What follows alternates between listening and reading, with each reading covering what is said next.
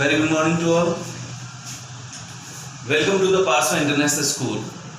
तो last video के अंदर हमने सेकेंड चैप्टर जो चल रहा था हमारा admission of a new partner, उससे रिलेटेड सारे पॉइंट्स डिस्कस कर लिए थे। गुडविल हो, चाहे रिवैल्यूएशन हो, चाहे रिजर्व हो, चाहे एडजस्टमेंट ऑफ कैपिटल हो, चाहे नए पार्टनर की कैपिटल फाइंड आउट करना हो। अब हम बड़े क्वेश्चंस की तरफ मूव करेंगे। तो अब न्यूमेरिकल क्वेश्चन सोल्व करेंगे हम लोग। Please come on the question number. Numerical question में टाइम लगता है, तो मैं जो चीजें इजी है उस पर फिर ज्यादा समय नहीं लगाऊंगा, क्योंकि अब जो क्वेश्चन है बहुत बड़े बड़े क्वेश्चन है और वीडियो में हमारे पास एक टाइमिंग लिमिट रहती है।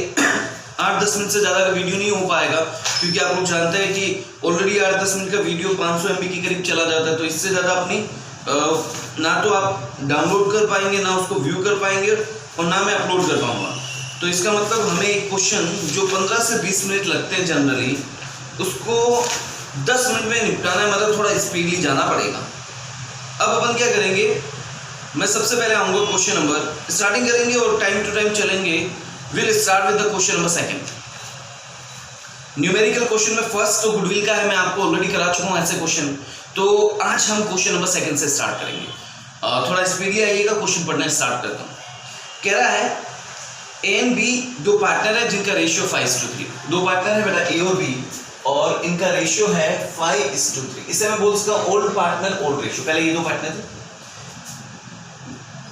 दे एडमिटेड सी फॉर 1/4। एक नया पार्टनर सी आया, कितने के लिए आया? 1/4 के लिए। आगे लिखा है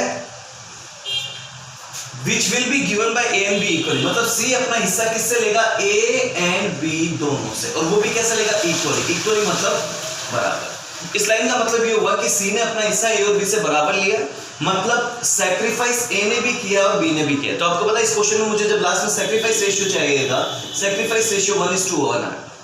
भाई क्वेश्चन कह रहा है C ने अपना हिस्सा A और B से बराबर लिया, इसका मतलब सैक्रिफाइस A ने भी किया और सैक्रिफाइस B ने भी किया, और कैसे किया? 1:1 में। चलिए फिर लिखा है एक बैलेंस शीट दी हुई। बेटा ये कौन सी बैलेंस शीट? अगर आप लाइब्रेरी साइड में देख रहे हैं, इसमें दो जनों की कैपिटल ए और बी, इसका मतलब ये बैलेंस शीट है सी के आने से पहले की। तो जिनके में ध्यान रखिएगा, हमें जो बैलेंस शीट मिलेगी वो सी के आने से पहले की मिलेगी। आगे बैलेंस शीट के अंदर क्या क्या लिखा हुआ देखो, एक तो कैपिटल है, एक रिजर्व वगैरह है।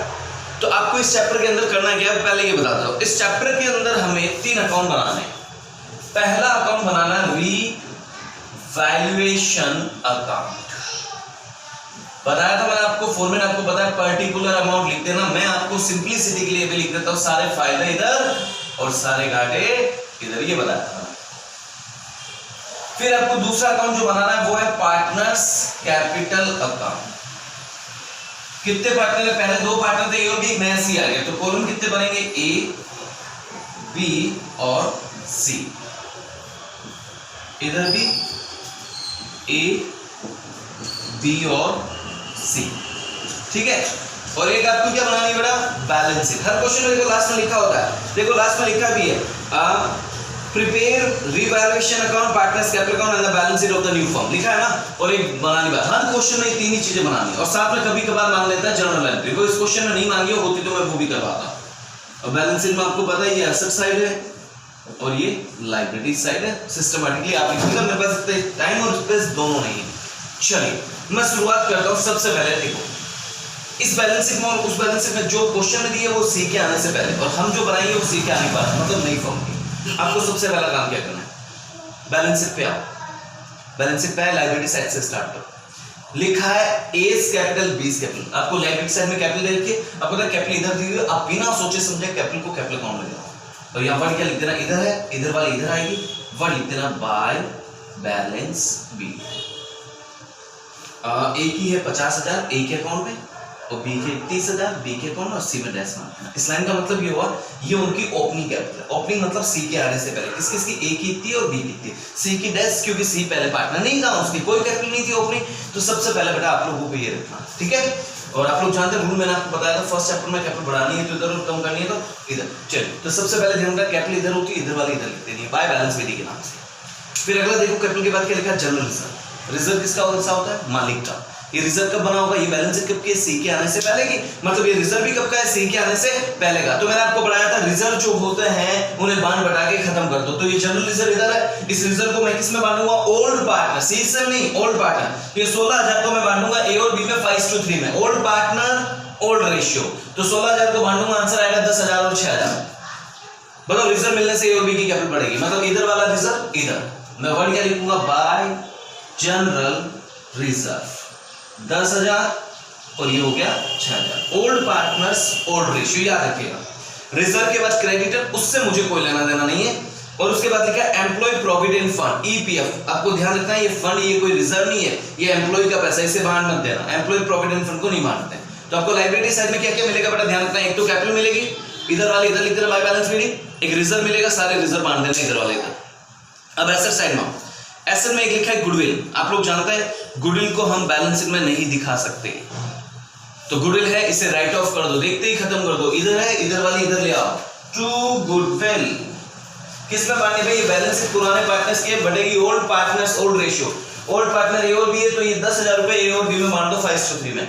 कितना आएगा, 10,000 को 5:3 में बांटेंगे। 10,000 में पहले वाले के हिस्सा 5 5/8, आंसर आ गया एक बार। और ये 20 8 16 और 40 12 5 60 6,250 और एक का 3 हो जाएगा 12 3 3,750।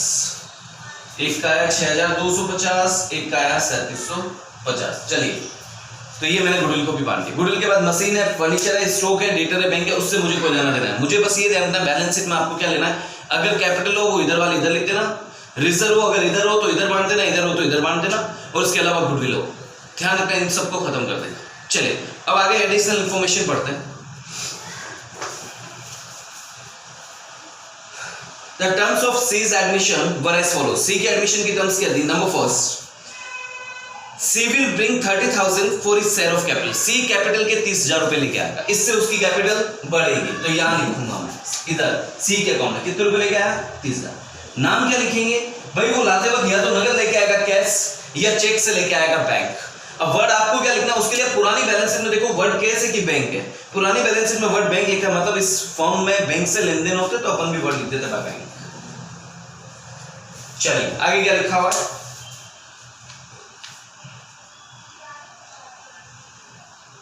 C will bring 30,000 for his share of capital and goodwill। आप लाइन को ध्यान से पढ़ना पड़ा, कह रहा है C will bring 30,000, वो 30,000 रुपए लाएगा for his share of capital and goodwill। ये 30,000 रुपए कैपिटल की नहीं है, कैपिटल और गुडविल दोनों है। तो इसका मतलब हमें थोड़ा सा इसकी कैलकुलेशन करनी पड़ेगी। एक बार लिखिएगा, फिर आपको पता है एक नया पार्टनर आते वक्त दो चीजें लेके आता है, एक तो कैपिटल और एक गुडविल।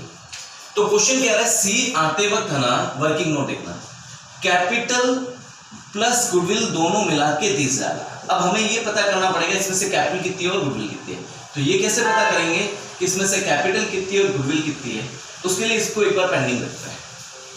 सबसे पहले अपन फर्म की गुडविल निकाल लेते हैं। कैसे निकालेंगे, अगली लाइन पढ़ो क्या लिखा है, देखना बड़े ध्यान से देखना। Goodwill of the firm has been valued, कह रहा फर्म की गुडविल निकालनी है at 3 year purchase of super profit of 8,000। मतलब फर्म की गुडविल भी आपको दी हुई नहीं है, निकालनी है। आप लोगों को मैंने फर्म की गुडविल निकालना है, कौन सा मेथड से, सुपर प्रॉफिट। मैंने आपको बताया था सुपर प्रॉफिट मेथड से गुडविल निकालने का फॉर्मूला था सुपर प्रॉफिट इनटू पर नंबर ऑफ ईयर परचेज, बताया था बेटा। इस क्वेश्चन में लिखा है सुपर प्रॉफिट 8,000 निकाल के दिया, into number of year purchase 3 लिखा हुआ है, 3 ईयर परचेज है ना, 3 है ना बेटा, हाँ 3 है। तो आंसर आया 24,000, मतलब फर्म की गुडविल 24 है। अब मेरे को ये बताओ, सी आते वक्त पूरे फर्म की गुडविल लाएगा, अपना हिस्सा लाएगा, पक्की बात है। तो सी शेयर ऑफ गुडविल, सी की गुडविल कितनी होगी भाई, फर्म की गुडविल 24,000 है और सी कितने के लिए है, 1/4 के लिए। इसका मतलब 24,000 का 1/4, मतलब सी को गुडविल के कितने लाने थे, 6,000। लेकिन वो टोटल कितना लेके आया, 30,000। मतलब इस 30,000 में से 6,000 उसकी गुडविल है और पीछे जो 24,000 बचा वो उसकी कैपिटल है। अब एंट्री करना, सी कैपिटल के 24,000 लेके आया, इससे उसकी कैपिटल बढ़ेगी 24,000। नंबर सेकंड, सी गुडविल के 6,000 लेके आया। अब बताया एक नया पार्टनर गुडविल लाके किसको देगा, जिसने सैक्रिफाइस किया। तो ये 6,000 रुपए लाके वो किसको देगा, ए और बी को, किस रेशियो में, बराबर 3-3,000। तो ए और बी को 3-3,000 मिलेंगे, इससे उसकी कैपिटल बढ़ेगी। मैं यहाँ लिखूंगा बाय, ए को मिले 3,000, बी को मिले 3,000 और नाम से लिखूंगा बेटा किस चीज का पैसा मिला, बाय गुडविल। नेक्स्ट, अगर आप फर्स्ट पॉइंट वापस पढ़िएगा, C bring 30,000 for capital and goodwill, ठीक है। Half of the goodwill shall be withdrawal by the old partner. कह रहा है ये जो गुडविल है ना उसका हाफ मतलब आधी गुडविल ये दोनों निकालेंगे। इसको कितने मिले 1500 और इसको भी ये 3-3000 मिले ना, इसका आधा 1500 ये भी निकालेंगे, ड्राइंग करेंगे, इससे उनकी कैपिटल वापस कम हो जाएगी। तो मैं नाम लिखूंगा टू बैंक, ब्रैकेट में लिख देता हूं ड्राइंग, कितने रुपए 1500। चलिए नेक्स्ट, सेकंड पॉइंट हो गया। Third, machine furniture and stock are revalued at 30,000, 12,000, 8,000। पहले देखो बैलेंस शीट में मशीन कितनी है 35 और नीचे कह रहा है मशीन की वैल्यू कितनी है 30,000, मतलब मशीन को 5,000 से कम करना है। ये सब रिवॉल्यूशन का पॉइंट है। मशीन एक एसेट को कम करना, ये हमारा घाटा है। मैंने वर्ड लिखा मशीन, हाउ मच 5,000। हाथों हाथ नहीं बैलेंस शीट बना लो आप ताकि लेट नहीं हो। पुरानी बैलेंस शीट में मशीन 35 थी, मैंने 5,000 से कम कर दी, इसका मतलब नई बैलेंस शीट में मशीन आएगी 30,000। नेक्स्ट, मशीन के बाद दूसरा क्या लिखा है फर्नीचर। कह रहा है फर्नीचर की वैल्यू 12,000 है, पुरानी बैलेंस शीट में 15,000 रुपए, अब कह रहा है 12, मतलब फर्नीचर को 3,000 से कम करना है, एसेट को कम करना है, ये हमारा घाटा है। मैंने यहाँ लिखा फर्नीचर कितने से कम करना है 3,000। हाथों हाथ नई बैलेंस शीट में पहले 15 थी, उसमें से 3 आपने कम कर दिया, फर्नीचर आएगा 12,000। नेक्स्ट, कह रहा है स्टॉक की वैल्यू 8,000 है, बैलेंस शीट में स्टॉक 10 है और कह रहा है उसकी वैल्यू 2, मतलब स्टॉक को भी 2,000 से कम करना है, एसेट को कम करना है, ये हमारा घाटा हो गया स्टॉक। आप यहाँ वर्ड पर्टिकुलर लिखना पड़ा। अब नई वाली बैलेंस शीट में पहले 10 था, 2 कम हो गया 8,000।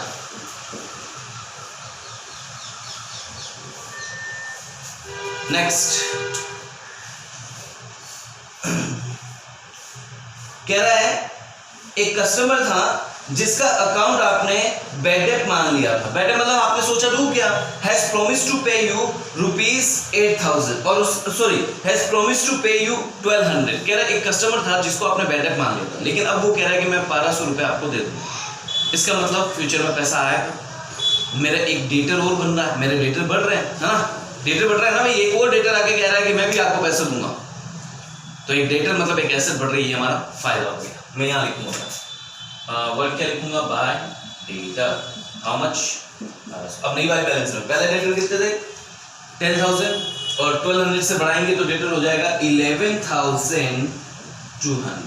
नेक्स्ट, बस खत्म हो गया क्वेश्चन। अब आपको क्या करना पड़ा, अब आपको सबसे पहले अकाउंट क्लोज करना है।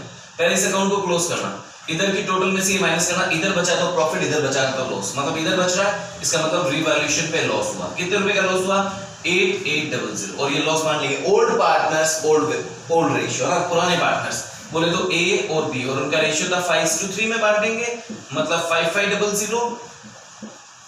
First account close. अब फर्स्ट अकाउंट का बैलेंस अपन कहां ट्रांसफर करेंगे सेकंड अकाउंट में। लॉस मिलने से उनकी कैपिटल कम हो जाएगी, तो लॉस मिला तो इधर और प्रॉफिट मिलता तो इधर आता। लॉस मिला इधर आएगा, नाम क्या आएगा लॉस किस नाम से आएगा उस अकाउंट से जहां से वो आ रहा है, रिवैल्यूएशन। ब्रैकेट में लिख दो लॉस है, इसको मिला 5,500, इसको 3,300। अब क्या करेंगे, इधर की टोटल में से ये माइनस करेंगे और या जो बचेंगे वर्ड लिख देंगे टू बैलेंस शीट। इधर की टोटल 24,000 में से 0 गया 24,000, इसका आ गया 30, 36 और 3 कितने हो गए 39,000, और इधर 3,000, 4,000, 3, 7,000, 8,550, 8,550, और इधर क्या है 30, 36 और 3, 39,000। तो ये कितना 39 में से 8 गया 31,000, 31,000 में से 550 है 30,450। अब सी की बात कर लेते हैं, ए की बात कर लेते हैं 50, 10, 60 और 3, 63,000। इधर की टोटल आ रही है अपने 5, 6, 7, 6, 13,250। तो ये 63 में 13 50, 49,750। ठीक है, first account close, second account close. अब सेकंड का बैलेंस कहाँ जाएगा थर्ड। ये जो कैपिटल है ना, ये लाइब्रेरी साइड में चली जाएगी। किस नाम से कैपिटल, नाम क्या लिखेंगे ABC। इस बार तीनों की आएगी क्योंकि सी क्या की बात की वजह से 49,750, 30,450 और ये आ गई 24,000। अब इससे टोटल बाहर निकाल दो 40, 30, 70, 90, 1,03,000, 1,04,100, 1,04,200। चलो अब आपको क्या करना है, फर्स्ट क्लोज, सेकंड क्लोज, अब थर्ड वाले बैलेंस शीट को क्लोज करना है। बैलेंस शीट क्लोज कैसे करेंगे, आपको सबसे पहले बैलेंस शीट में पुराने बैलेंस शीट पे और आइटम मैच करो, कोई आइटम रह तो नहीं गया। पुरानी बैलेंस शीट में सबसे पहले कैपिटल लिख दी मैंने, फिर रिजर्व आपको उधर रिजर्व नहीं आएगा क्योंकि मैंने डिस्ट्रीब्यूट कर दिया, बांट बटा के खत्म कर दिया। क्रेडिटर बिल्कुल आएंगे, कितने रुपए बेटा 14,000 सेम टू सेम, क्योंकि मैंने इनमें कोई रिवॉल्यूशन या कोई चेंज नहीं करा। Employ provident fund same to same आएगा, क्योंकि मैंने इसमें कोई चेंजेस नहीं करे 10,000।